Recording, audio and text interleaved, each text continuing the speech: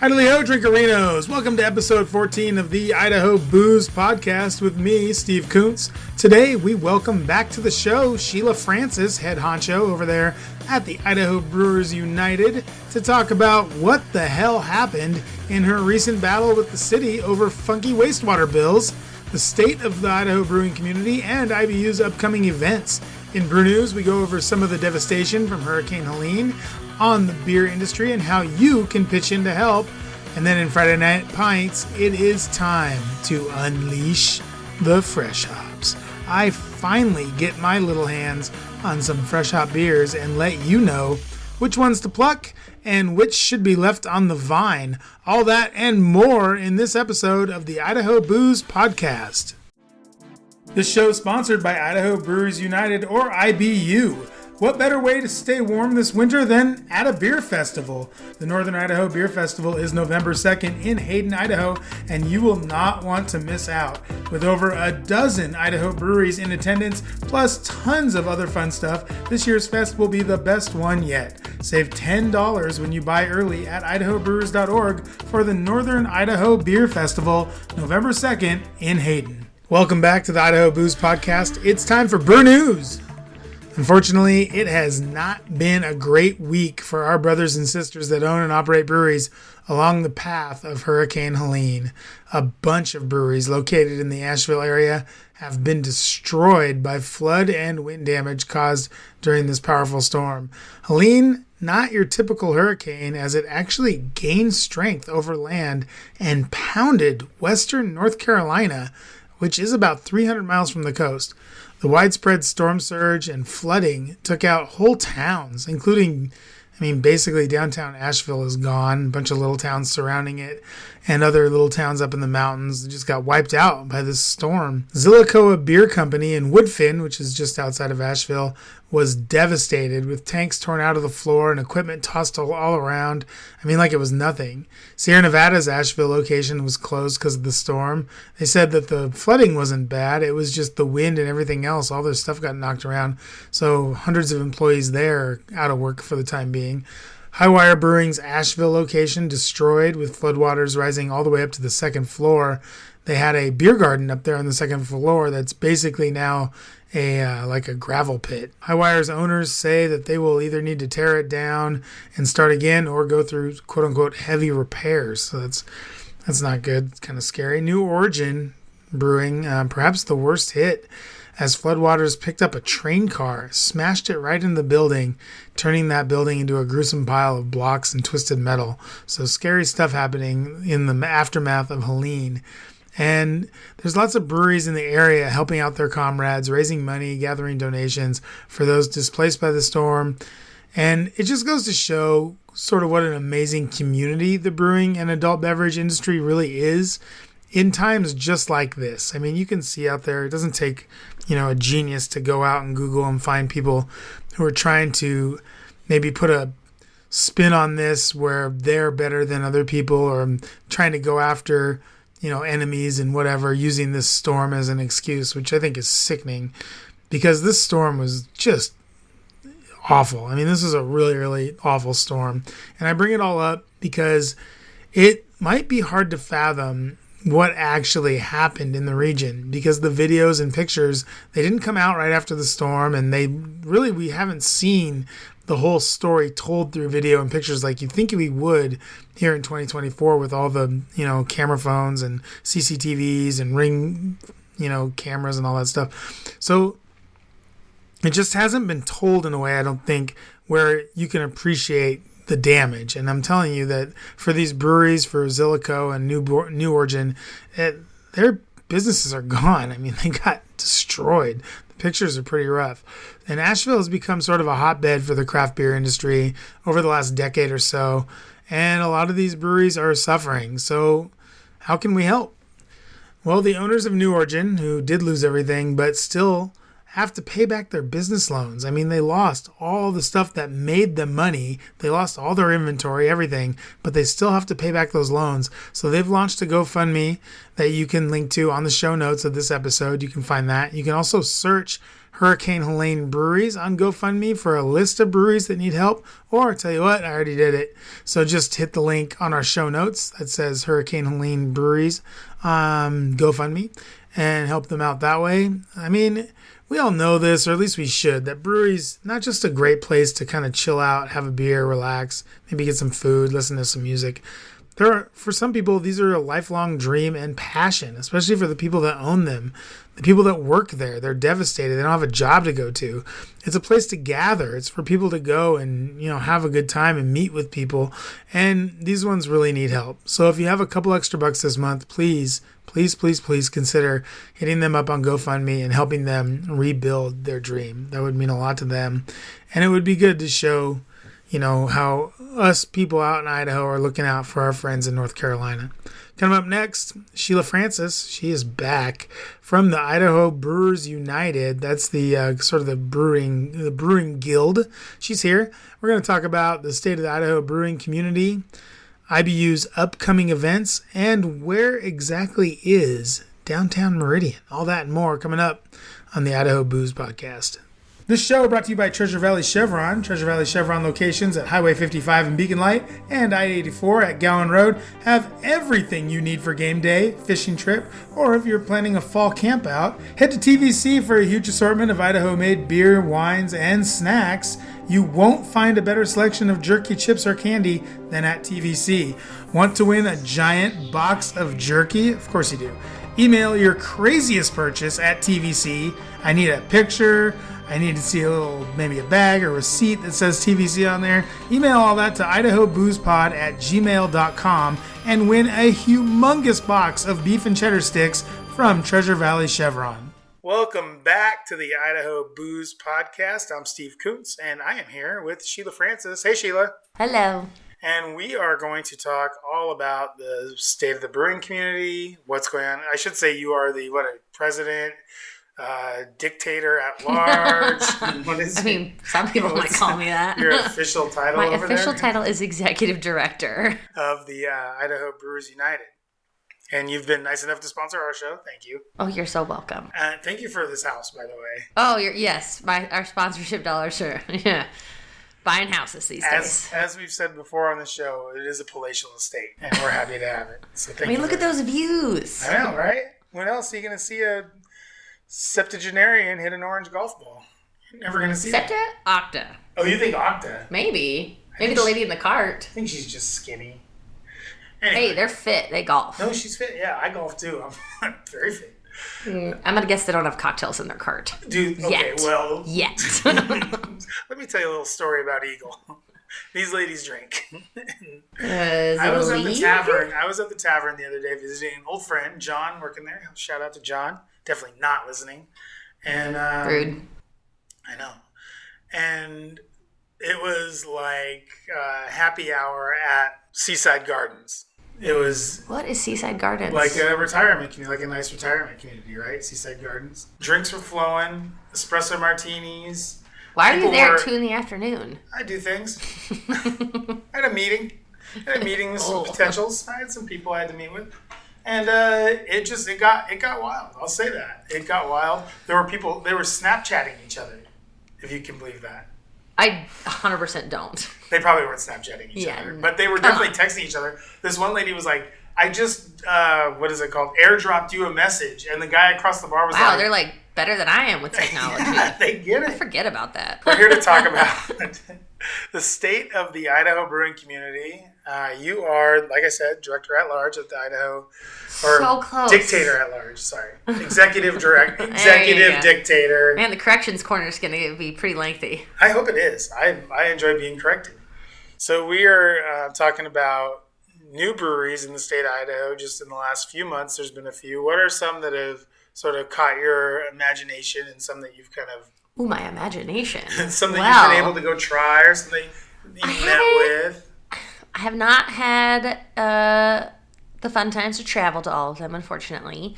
But one of the newer ones is in St. Anthony, appropriately called St. Agony. And there is a story, and now I'm totally blanking on what the story is. But they just recently opened, lovely couple. I believe they relocated Idaho to St. Anthony because they just love the area.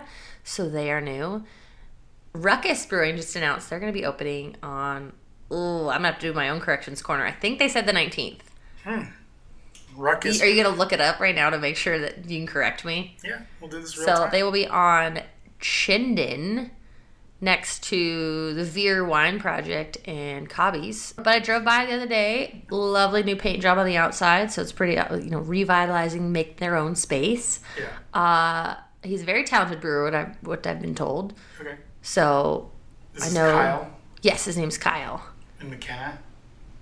I've only met Kyle. I've not met McKenna, but Wow. very talented brewer. He actually won the Western Idaho Fair homebrew contest last year. So his beer was made commercially to be available at the fair this year, and it received very, very high praises. Who made that? Who made that again?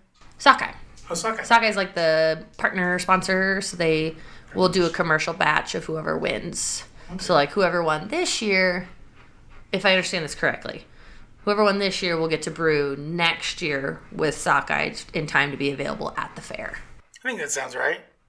Yeah. So we got Ruckus Brewing, we got St. Agnes. Now, what happened with the brewery out in Emmett? You were telling me a little bit about this the other day, and I'm confused. So are they There's black? What are they transition. called? Black Canyon. Black Canyon. Okay, so they That's sold. like a really big landmark. So a couple transitions, I think, personally, professionally. No longer brewing as Black Canyon. They sold the tap house, and now it's Black Canyon Tap House. So they serve more than just in-house made beers. So it's just a bar now. It's a bar now, yes. Okay. But they still do have their brewing equipment, and they were contract brewing, I think, to help some others while they were waiting for equipment. So I think it's going to evolve, and so we'll see what happens. But I think it's been a really good piece for the Emmett community. I'd really like it to be a brewery again, though. Because, I mean... Well, yeah, more breweries are always better. Yeah, Emmett's like a hop, skip, and a jump from here. And I was actually... That's a really big hop skip. No, it's not that bad. It's 20 minutes. Oh, I guess where you are. You just hop on the floating feather. Okay, what about some breweries that are maybe a little bit older but are in transition right now? So Loose Screw is moving.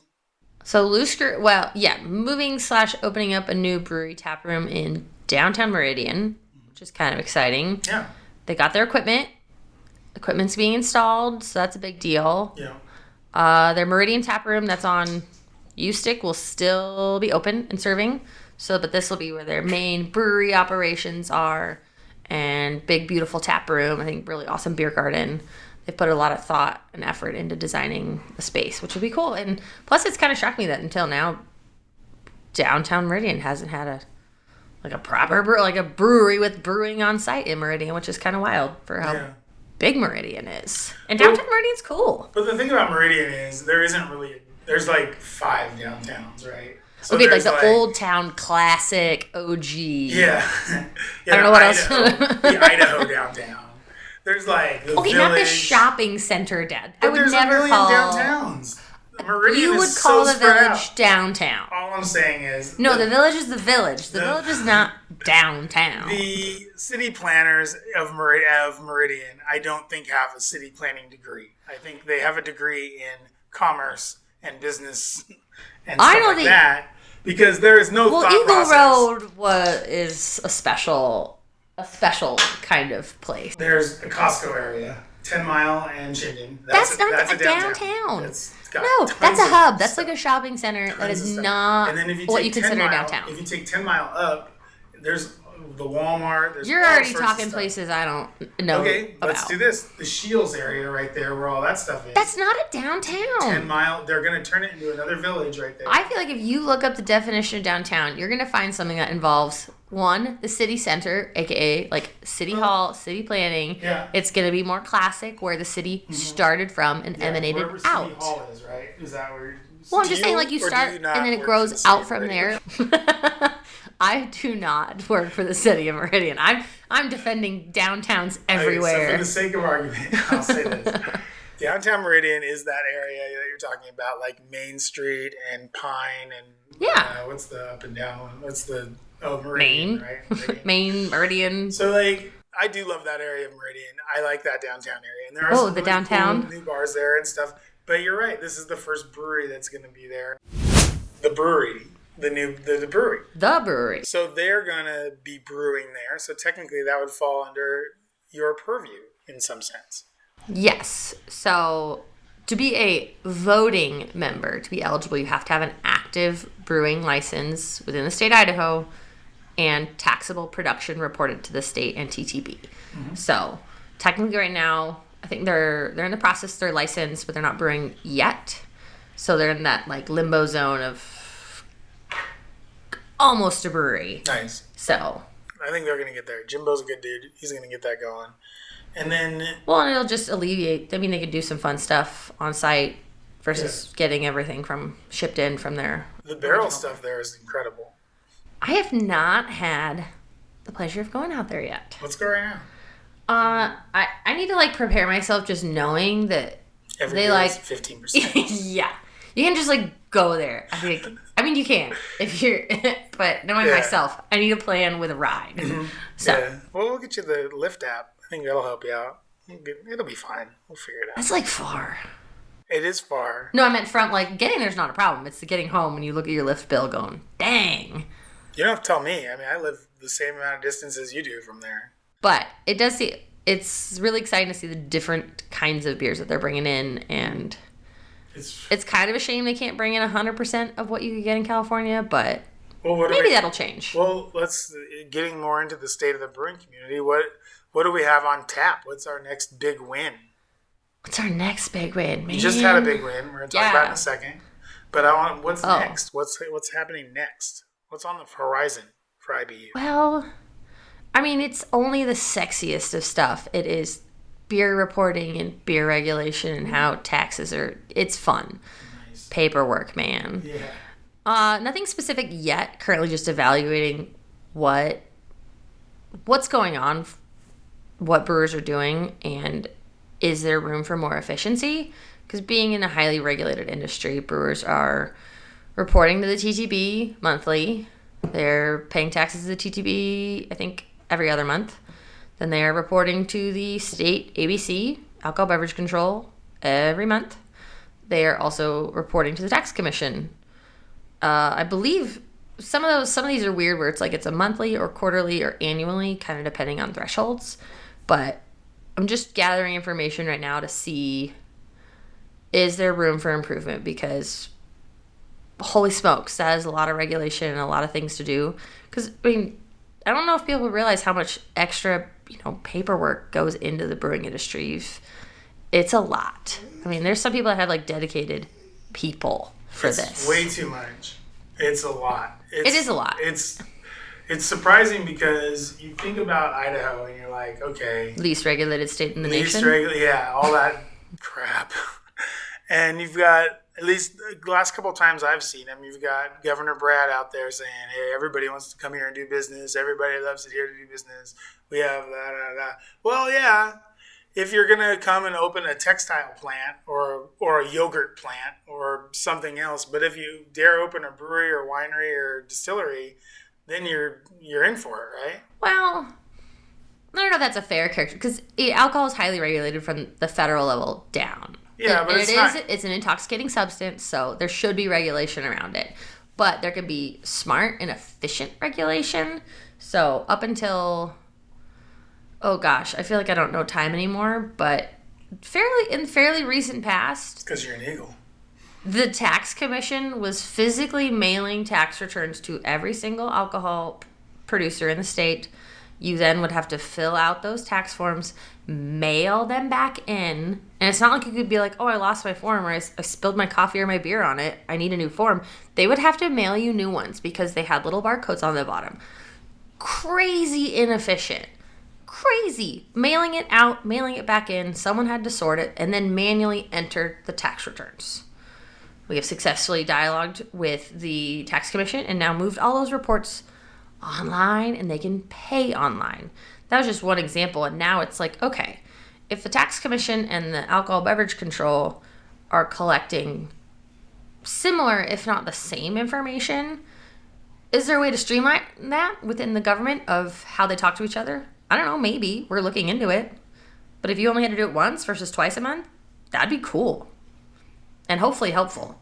But still talking to brewers to make sure what makes sense, because sometimes they get in the groove and they know what they're doing, and it's just like, well, I wouldn't change it. It's easy for me now. It's like, well, it was hard when you first started. Yeah.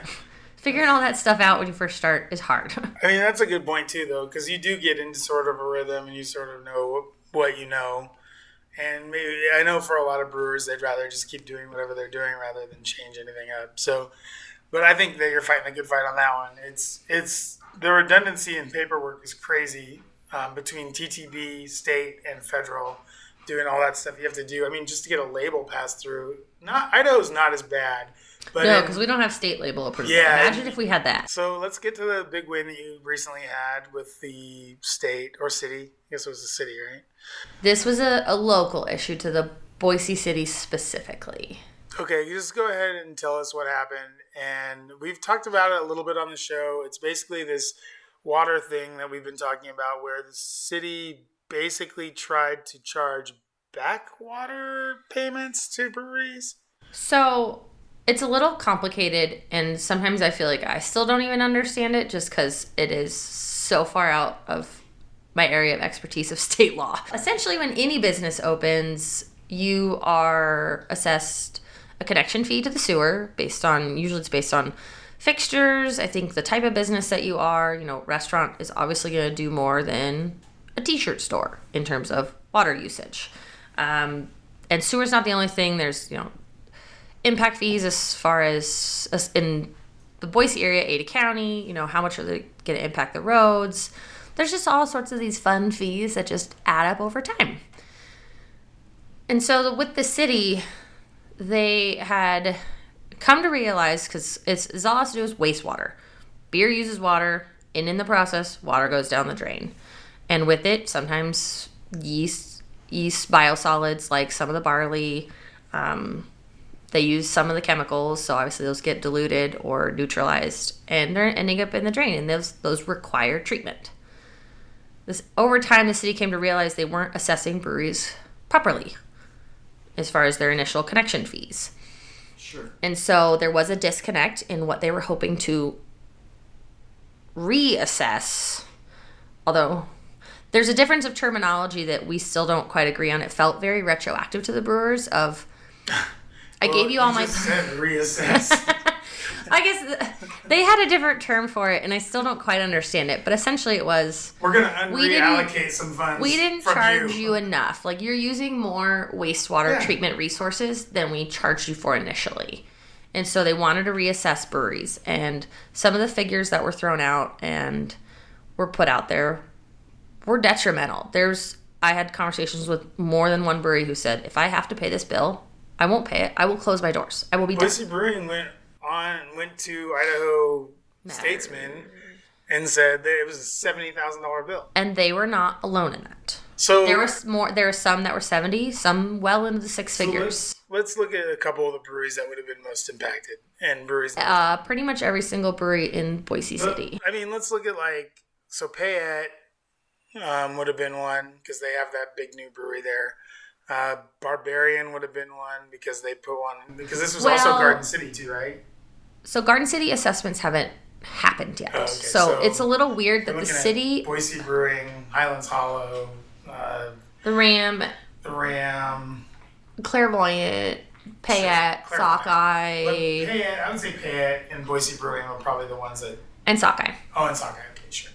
So, but my point is that Payette, when they put their new brewery down there, totally opened up business for that part of the Greenbelt. Like now, when you go to that part of the Greenbelt, there's a big food truck area. There's Green Acres, yeah. Yeah, Green Acres. And even if you go past that, there's the Fireman's Memorial, and then there's a bunch of stuff past that. They've really turned that neighborhood, and it used to be just kind of a nice part of the Greenbelt. Now you can actually do stuff and have fun there. Mm-hmm. So that's taxable revenue, I would assume, right? Yeah, and Payette's a little bit of a different case in this scenario, just based on timing of when the city was looking at the rates and how they assess connection fees. Payette was kind of in that. So true or false, the post office doesn't bring all that many people to that part of the Greenbelt. Have you been to that post office? Yeah, I got my passport there. That's where my P.O. box is, and it's busy. So, but it is. I wouldn't say Payette it's a has draw. problem.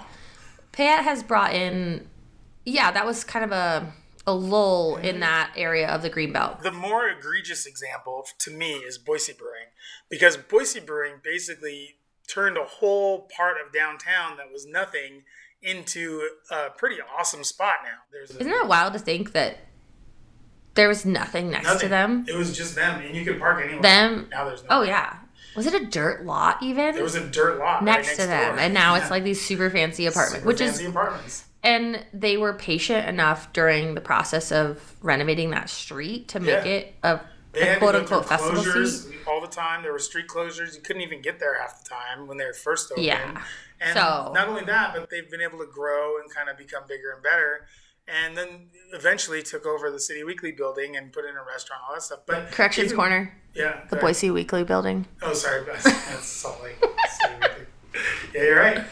Boise Weekly. But in defense, you can't really say you've been the city. In a way, because this is a very, True very or false? nuanced. The mayor went to Africa on a vacation while all this was happening. False. After. Was it after?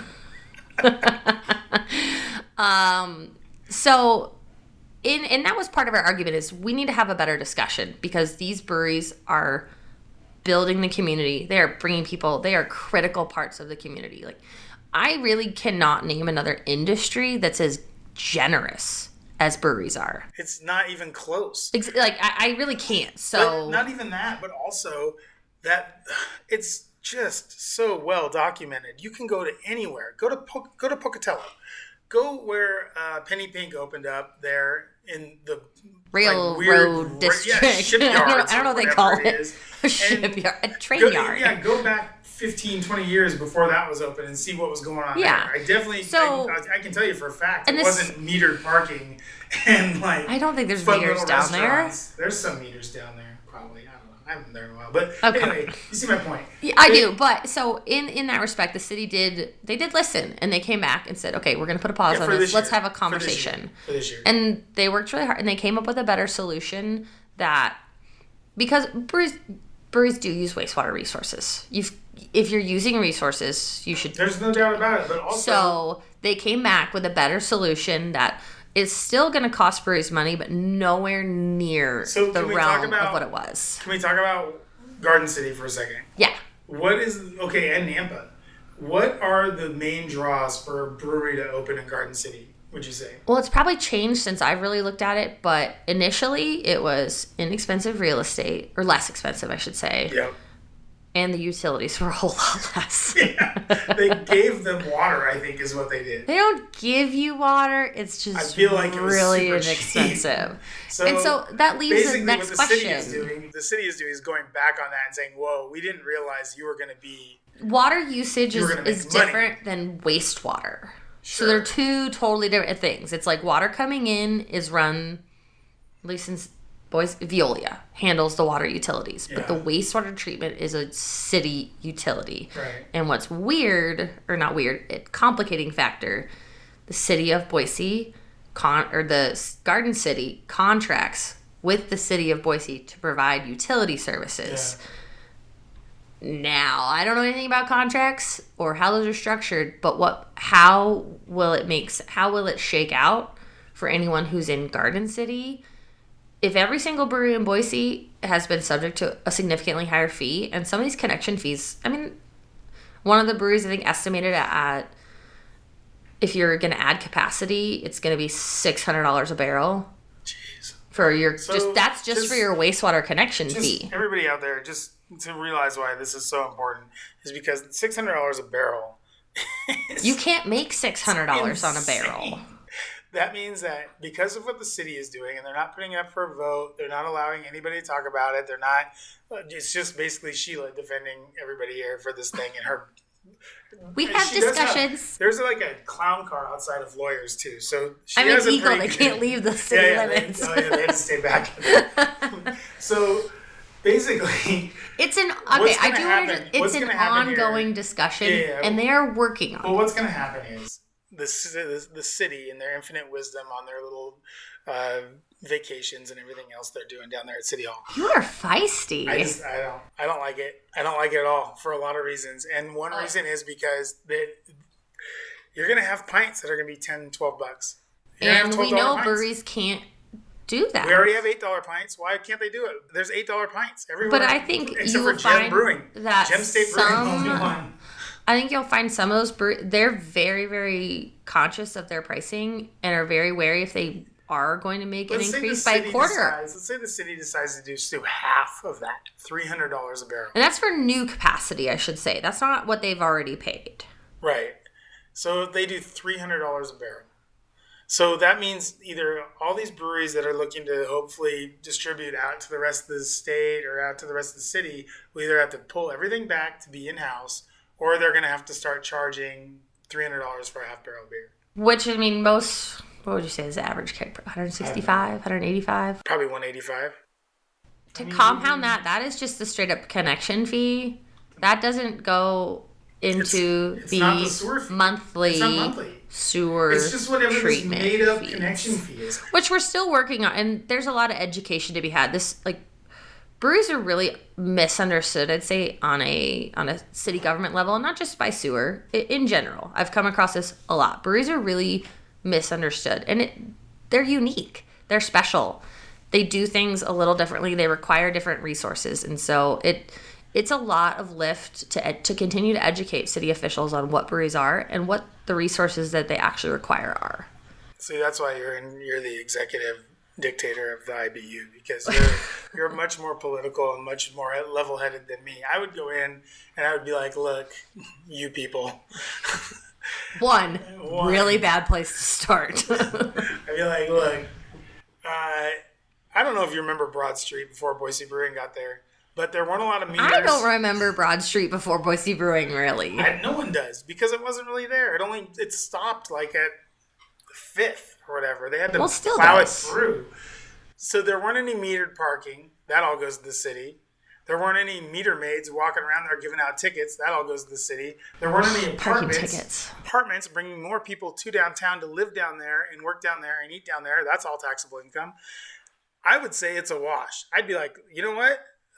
We're good. I think we're good. And Boise Brewing should actually be the one saying, hey, guess what? We now want to charge you. We think that you should be paying us. We're going to charge you for the pleasure of us building a business. Because look what we did. Sheila, you're fighting the good fight. We're going to take a short break. We're going to come back. We're going to talk about some upcoming events. We're going to get into happy things. We're going to talk about some upcoming events. Yell at you. I don't mind getting yelled at, and I'm fine also being the voice of reason here and saying, look, if the city is going to start coming back to breweries and to they have to start doing it to everybody. You can't just do it to one group of businesses. And that is one of our lingering questions of they are increasing residential rates, but one of my lingering questions is, why are breweries the only specific business named? Business type, I should say. Yeah. Because that does give me pause. And it could be an innocent reason. It could not, but I just need an answer. What's a connection fee? It's already connected, right? Everything's connected. Oh, I can't. The connection fee thing, I hate when they put I don't really want to get into this because sewer talk is real boring. Okay, let's take the break. Yeah, we'll take a break. All right, we'll be right back. This is the Idaho Booze Podcast. I'm Steve Coots. This show brought to you by Boise Beer Buddies. You know what day of the week is the worst? It's that Thursday before payday, isn't it? Bills are paid, but you can't spare an extra buck. Then you remembered that you picked up a Boise Beer Buddies card. Very smart. Now, with savings at over 100 Buddy Hubs around Idaho, Nevada, and Eastern Oregon, you can stretch that last dollar into a fun-filled night of beer drinking with friends. Now, with the Boise Beer Buddies app, you can find Buddy Hubs near you that offer those deep discounts like $1 off, 2 for 1s, and even 25% off your tab at some Buddy Hubs.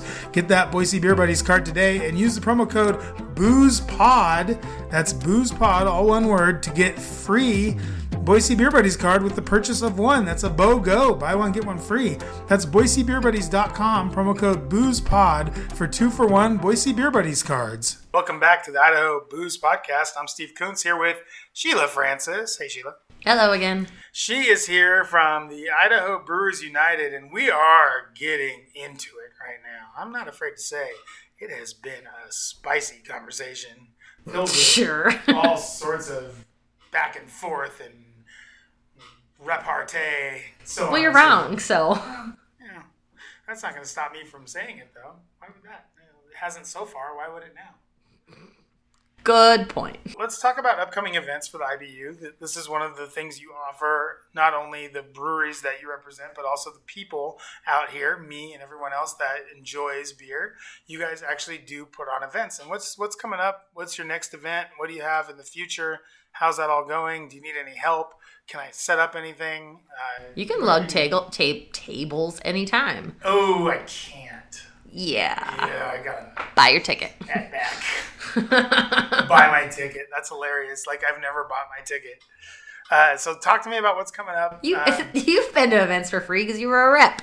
Oh, that doesn't count. I was actually making money, sort of, at those events, except for the ones where, I had to drive my own car all the way out to wherever and use my own. But that sounds like a personal problem. So what's coming up? What do you guys have coming up? What's on tap? What's next? What should we be excited for? In like 3 weeks, we have the North Idaho Beer Fest in Hayden. Now, where is that? Next to Coeur d'Alene. Would you say it's more north than Coeur d'Alene? It's like... It's like you end Coeur d'Alene and you run right into Hayden. There's no separation. There's no field in between them. It's just. And then when do we get to Silverwood? That's what I want. Silverwood is past Hayden. Past Hayden. Towards Sandpoint. Okay. We will not have roller coasters at this beer festival, but it is one of the few, if only, it could be the only. I have not verified this, so only all Idaho beer fests in the area with their proximity to Washington and Montana. They typically do a lot of, they get a lot of representation from across the area, which is great. But we're just really proud to feature only Idaho beers at the event. So this is not the North Idaho Brew Fest brought to us by Jeremiah Johnson. Correct. They don't have a brewery in the state of Idaho. They don't? At least not at this moment. They have a tap house, but not a brewery. They have a tap house? Mm-hmm. In Coeur d'Alene. Nice. You just thought I thought you were being really tricky, and you just didn't know. Totally ignorant. Yeah, so you have to have Idaho brewing license. So we'll have at least a dozen Idaho breweries, predominantly from the area, some from elsewhere. But well, let's give some love. And it's November 2nd. Let's give some love to our people. Oh wow, you guys doing it. We do this for a reason. There's so many great events in the summer in the Coeur d'Alene area, in the Boise area. I don't want to take away from those other events. There's plenty of room for everybody, and we're going to do a shoulder season. And grab your parka and drink up, Buttercup. Is there going to be enough room for everybody in their giant coats? It's not that cold. Oh, November. Oh, yeah. The 2nd of November. It's in 3 weeks. Cool. It's going to be like in the 40s. Maybe. The sun's only up for like 2 hours a day. No, we're the day before daylight savings, so yes. So one of my brewers pointed that out to me. I was like, brilliant. I was worried about daylight, but no, it is not before daylight savings. So. All right. Well, I've spent some time up there. I kind of know the lay of the land. So let's give some love to some of our breweries up north. Who else is going to be up there that we know right now? We will have Bombastic Brewing, Brewscape Beer Co., Kaniksu Brewing, Laughing Dog, McDuff's, Mother Earth making an appearance from Southern Idaho, Outpost, Paragon, Trails End, Two Saints, which is exciting because they don't have a tap room you can actually visit. So this is one of the best opportunities to try their beer. Vantage Point Brewing and Wallace. I think we'll get a couple others on there, but so far, that's a dozen. It's pretty good. Yeah. And not a bad one in the bunch. I like all those. Those are all pretty good breweries. You've had all of them? Let me think. Paragon. I've had Paragon. Go ahead and name them off again. I'll tell you if I've had it. Bombastic, yes, for sure. They're great. Bombastic makes good beer. Brewscape. I don't know if I've had Brewscape. They don't distribute, so you have not. Well, I've been up there in the last 2 months. Who's next? Kaniksu. I don't believe so. Laughing Dog. Yeah, time or two. McDuff's. Yeah, time or two. Have you had Mother Earth? Oof, today? Okay, Outpost. Yes. That's the one you said you didn't... Oh, yeah, I haven't had it. Yeah, come on, you liar. You said Paragon. Trails End. They have good pizza, too. I don't know. I don't think I've had Trails End. Two Saints. They are technically in St. Mary's. That's the one in St. Mary's. Mm-hmm. No, I don't. Oh, maybe Did you come to Beer and Friends? No. Beer Plus Friends? No. Beer and friends. Beer plus friends. Stop it. Vantage Point. That's the big one, or the big building, new building. Between the golf course and the resort. Yes. Yeah, I know that one. Yeah, that one. And Wallace. So Wallace is great. I love them. I love the guy who owns it. Chase. I don't know if you know this or not. Wallace, big whore town back in the 1800s. Wallace Brewing has a beer called Red Light. Yeah. Yes, they're very proud of their brothels, and I believe it is sex work now. Come on, get it correct. Sorry. So we went down the Hiawatha Trail when we were up there just a couple months ago, and that's where we learned all about that area. Yeah. I Brothels lived there. I went to sex high work. school out there. I've skied. What? Yeah, I went to high school in Spokane. I've skied Silver Mountain a jillion times. And you had no idea, No idea. they had a thriving... Well, hey, they're also the center of the universe. Yeah, no, that I did know. I did know that. So cool. All right, well, 12 breweries from up north and counting. We'll have more. and counting. You'll get some more. Always got stragglers. Always. Yeah. So, how much are tickets? This is November 2nd. It's going to be dead of winter.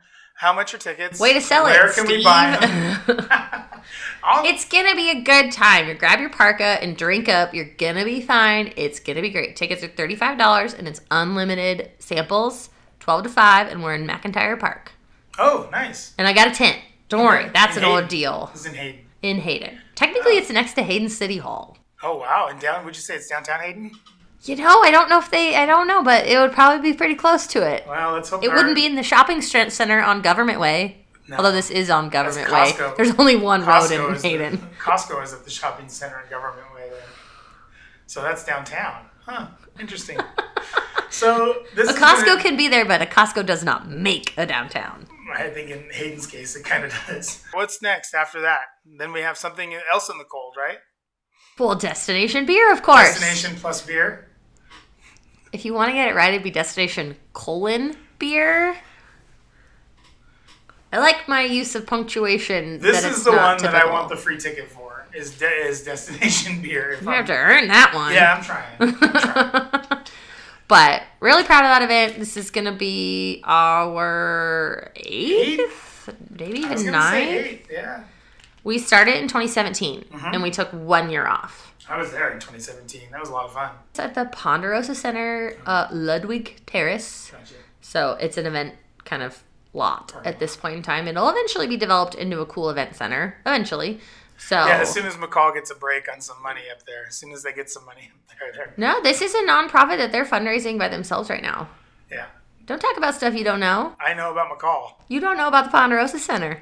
That's true, I don't. But Destination Beer is super fun. That is a great we mic, get a as I couple. Go ahead. Oh, it's that good. Let's talk about A it. couple dozen breweries, 2 dozen breweries, but we include food with your ticket price. So you get catered appetizers. Plus, we really encourage breweries to bring, their strong beers, barrel aged beers, something new, something exciting. But you'll also find, lagers, IPAs. So there's really good.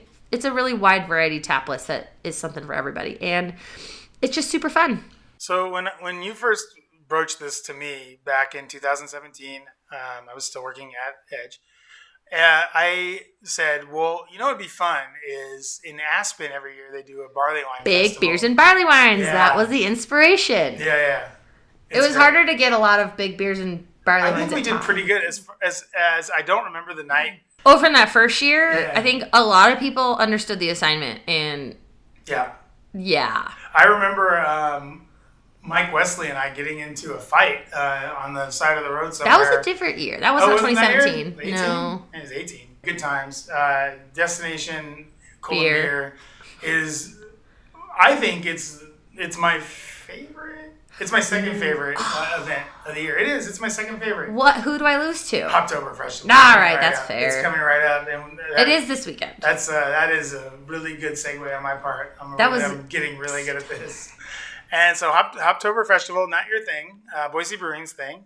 But that doesn't mean that you don't have got a an lot inside of scoop strong sometime. opinions about it. Go ahead. I got the inside scoop. I have helped plan it in the past, so That's I true, do yeah. know things. Okay, well, what's going on this year? Do you know how many beers?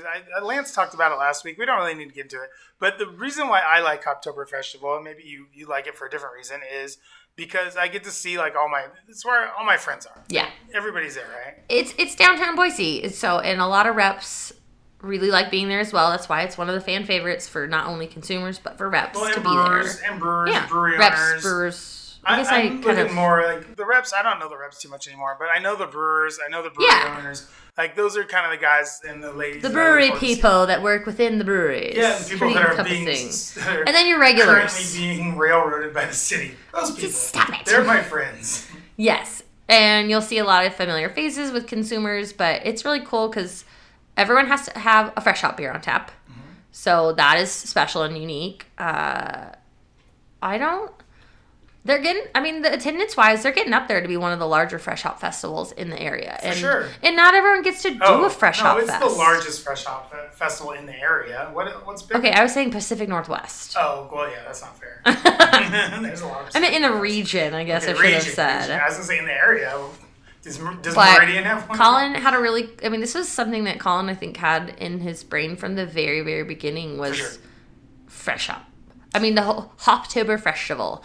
So really showcasing the fresh hops, given, they're 20, 30 miles away in the growing region here. And then just get everyone loves doing them. It's fun. It's exciting. It only comes around once a year. So it should be fun. They do a really good job with booking live music, bringing a lot of food vendors. So it's just a good time. Yeah, and the weather is usually really nice. It's usually pretty pleasant. Awesome. Big old tent. This really is like the best time for Southern Idaho right now, right? Like the fall, kind of the beginning of the fall before it gets cold. You'll find out what the cold is all about November 2nd up there in Hayden. But thanks for selling it, Steve. Bring her. I would also. It's a party. In our show notes, we'll have some links to tickets, and then we'll have links to Destination Beer as well. Yeah. And we'll do. You know what? What? Fuck it. We'll throw the North Idaho Beer Fest on there as well. Yeah, buddy. You might have listeners. We'll get you a link. Far and wide. I hope we do have some North Idaho listeners because I really love going up there, and I'd love to be invited to go up there and do a show. That'd be awesome. We can get you set up with some breweries. Let's do it. Set me up. Let's exchange some numbers, get it going. Let's talk. Staying on the events thing, I want to talk about an event that I really love that you guys did that is no longer with us, and it was the Brew at the Zoo. Is that what it's called? Do we call it Brew at the Zoo? So we went to the zoo. We got people to go to the zoo. And then magically we never got to go to the zoo again. So what happened with the zoo? That's a toughie. I haven't had to talk about this in a while. So we approached the zoo and they were a little bit apprehensive. Bringing in alcohol, a couple hundred people, after hours. First of all, alcohol, monkeys. Never an issue. And awesome. So there was a little bit of apprehension going in. And they worked with us. We did it. There were, at least as far as I'm concerned, no incidents that were I think someone puked. Maybe. And then their friends were like, we gotta go, type of thing. And then after the event, someone crashed their bike in the park, so away from the zoo, but that's because of and I walked by this the other day. They marked the curb. This curb was not marked with glow-in-the-dark or reflectors, so it was hard to see. And so this event was it was great. It went the best you could ever hope that for a first year event, and me being pretty new to doing stuff. I know there's things I could have done better. No, and I'm kind of it was a perfect event. No, you're wrong, Sheila. I'll tell you why. But it was a perfect event. Everybody had fun. I wanted to work with the zoo again. I took home a meerkat. So you're the reason. No. I wanted to work with them again. And I was willing to do a lot of things. I was like, we're going to hire more security.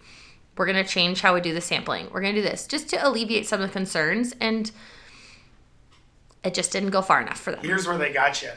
They just threw this same event, right? Not really. Was it 2 years ago or something like that? They kind did of, the but same not really. Event. Not well. I would not call it the same event. They did an event that was similar to what you did. 6 breweries versus 36 breweries is not the same event. So they took your idea, they made it worse, they go-botsed it, they made it way worse, and I'd love to have a discussion with them again to see if we can come around because there's things I would change that I would do better and do differently. Here's and the thing, I'd hope they'd do too. What's it called? Zoo Boise? Yeah. Here's the thing, Zoo Boise. I had not been there previous. I have not been back.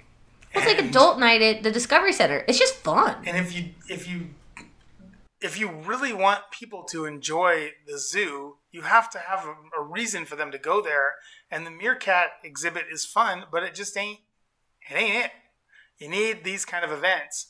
You need good people like Sheila running these events because she knows what she's doing and she did an awesome job. Unlike your little 6 brewery thing, which I didn't even think about going. I was like, and then I looked at it and the tickets were like $50 or something. And I was like, no, that's not that. For what? 6 breweries. Come on. Anyway, speaking of internet stuff and interneting, you have an app coming out for IBU. Yes. And let's talk about that a little bit, why I haven't got a beta of it yet for some reason, and what this app is going to do for me, the beer consumer in Idaho. 1, you haven't gotten an invite because I haven't figured out how to do it. So the app is replacing the physical printed brewer's map. Oh. Which was super cool to have because it was the multifold. Multifold.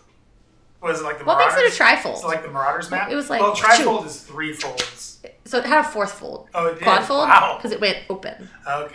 Which was great. It was a great piece. I liked having the physical marketing collateral out there for breweries because, especially if you're visiting...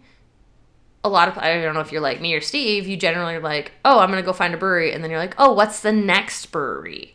Like, you don't just go to one. Yep. So it was great, but it was also a really labor-intensive and limited resource where I could really only put your address and I think the websites are on it.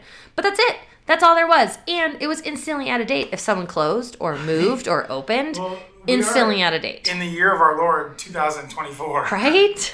Weird how it took this long. But now with the app...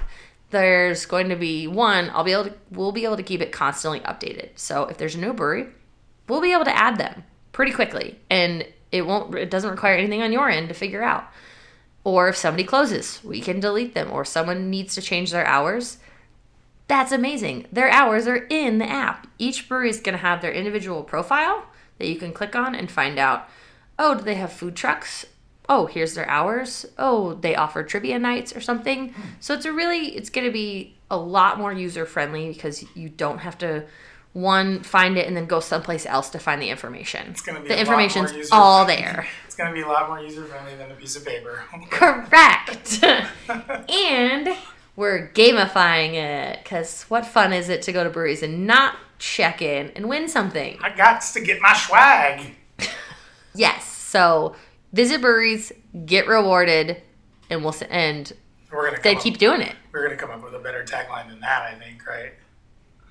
Yeah, I'm busy with the data, man. Send it to me, I'll come. But it's exciting. Like, you check into, I think it starts at you got to visit 10 different breweries, and we'll send you a prize, and then 20, and then... what do I do on Wednesday?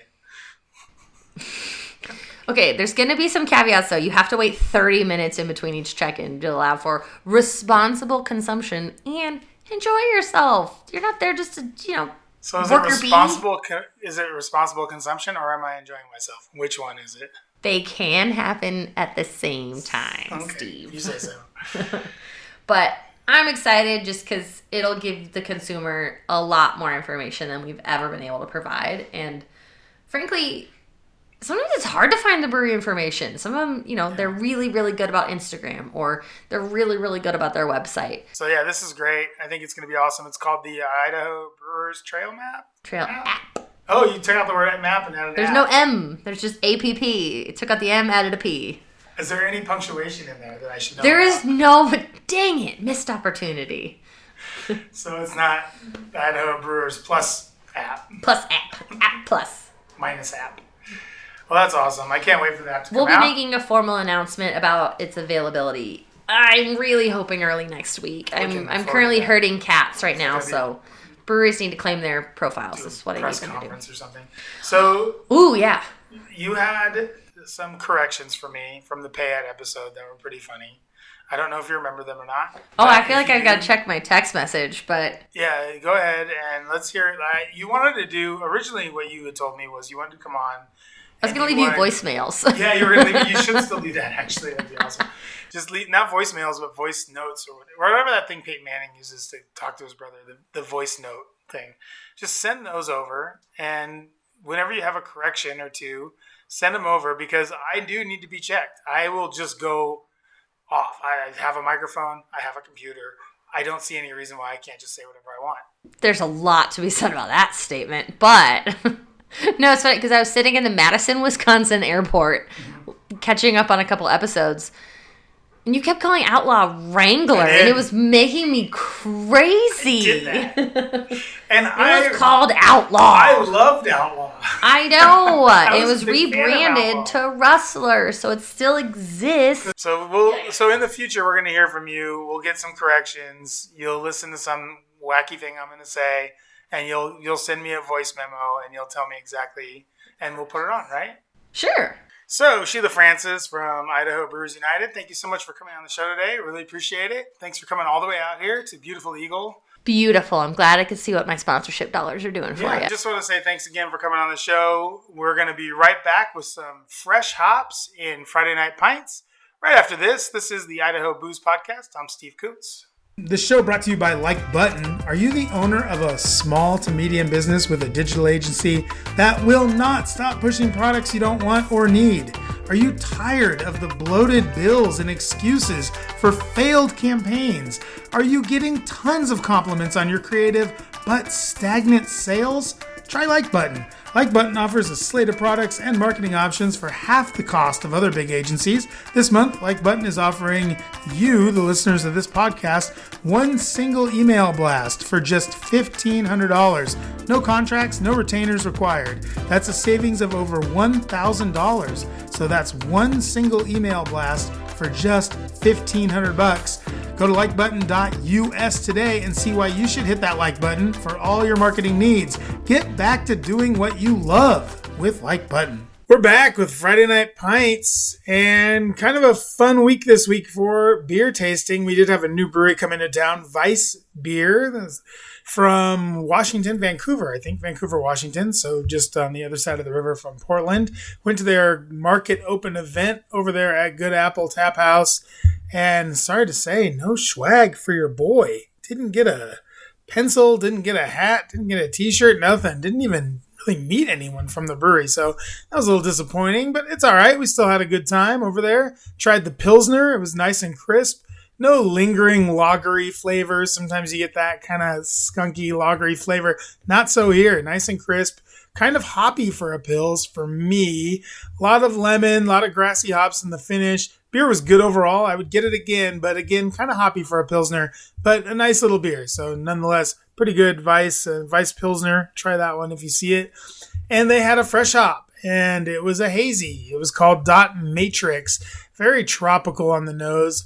There was some passion fruit and some pineapple and citrusy hops. Came through really nicely on the nose. And those aromas came through on the palate as well. A little bit of sweetness, some lingering sweetness there, and a moderate amount of bitterness to sort of finish that beer off. I think it was right around 6.5%. It was a good fresh hop beer. Not sure what they had. Their website doesn't really say anything about what was in the beer or anything like that. But great job, Vice. Thanks for coming to town. Can't wait to try more of your beers. This week, all about the fresh hops. Oh, baby. We got the fresh hop, the Hoptober Freshtival coming up this weekend. So I decided to dip into some fresh hop beers to sort of get my palate cleansed, as it were. The first one I always go for, Fremont, head full of fresh hops. Man, oh man, this beer is really, really good.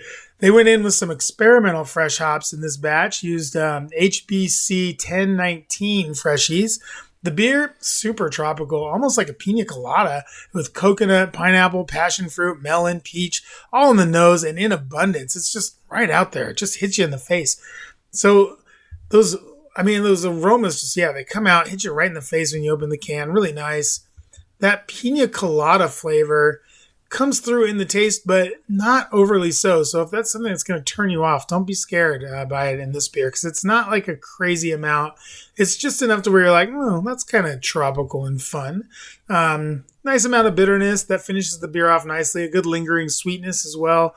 Great beer. Pick it up. Drink it fresh. 6.8%. Found in cans and hopefully on tap around town. Reuben's. Love me some Reuben's brews. A couple Seattle guys going here. Actually, I think all Washington. No, one Oregon. So Reuben's Brews, fresh hop Hazelicious. I think they do this just about every year. Reuben's packed fresh strata hops into their Hazelicious IPA to bring out some of those fun, dank aromas and flavors into what is usually a pretty straightforward hazy. The dank notes pop, plenty of pineapple, strawberries, melon. Really nice, like, rounding out of the beer. It's not like a crazy hop bomb or anything like that. It's pretty balanced. The fresh hop versions of core beers can usually go one of two ways, and I got to tell you, I much prefer this version of Hazelicious to the core beer. The fresh strata really elevates it. I would go and pick this thing up. 6%, 45 IBU, found in 16-ounce cans and on tap around town. Looks like Ecliptic did a fresh hop beer that I went out and found. Now, Ecliptic, one of those breweries, I just always want to like them. Their cans are cool, and once in a while you get a beer from them on tap or something that's really good. And this one is one of those beers, and they teamed up. They did a little team up here with Bale Breaker and Ruse Brewing, a collab. This menage a trois of terpenes is bright and aromatic on the nose with tons of grapefruit, orange rind, tangerine, some lemon peel in there as well. On the palate, you get a lot of that, plus a little bit of pine, a little bit of resin to sort of balance it out. Awesome beer. Check it out. 6.5%. And this one's called Solar Cycle, if I didn't say. It's a Ecliptic Bale Breaker Ruse, and it's called Solar Cycle Fresh Hop IPA. So give that a try in the 16-ounce cans. And then last but certainly not least, Matchless with their Strata Fresh Hazy IPA. This is a 100% fresh hop Strata beer. Comes out the gate with a mixture of strawberries and melon. It isn't as dank as some other Strata beers, most notably the one that we had before, the Hazelicious up there from Reuben's. But this one really nicely toned down. I really appreciate that. So kudos to Matchless for toning down those dank flavors. Flavors in this one, however, a bit muted. It's great on the nose, but the flavor doesn't quite live up to the aroma. Still, check it out. Worth a pickup. Found in 16-ounce cans around town. So that's your Friday Night Pints. I'm going to be doing a special Friday Night Pints from the Hoptoberfresh this weekend. Hopefully I'll be able to record some of my thoughts on the beers I'll have there. So we'll have a whole lot more fresh hop beers next week. And we'll be right back with the close right after this. This is the Idaho Booze Podcast. This show is sponsored by Idaho Brewers United, or IBU. What better way to stay warm this winter than at a beer festival? The Northern Idaho Beer Festival is November 2nd in Hayden, Idaho, and you will not want to miss out. With over a dozen Idaho breweries in attendance, plus tons of other fun stuff, this year's fest will be the best one yet. Save $10 when you buy early at idahobrewers.org for the Northern Idaho Beer Festival, November 2nd in Hayden. Well, that's going to just about do it for the show. Thanks so much for tuning in. As always, I'm really happy to hear all of your comments and everything else. Please comment on the Facebook, on the Twitter, on the Instagram, on all the social medias. Also, you can do that on Substack too as well. So if you subscribe to the Substack, go ahead and comment on there. We have links to the show for Apple Pods, Spotify, Substack, wherever you want to get it. We'll have the link for you on the show notes. If you want to get in touch with me here at the show, idahoboozepod@gmail.com is where you find me. You can send me whatever you want. I don't care. You can send me if you like it, hate it, what you would do better, what you would do different. If you want to be on the show, drop me a note. Maybe you'll get on. Who knows? I don't know. Maybe you have some fun things to talk about as far as the adult beverage industry goes here in Idaho. And I want to thank Sheila Francis for coming back.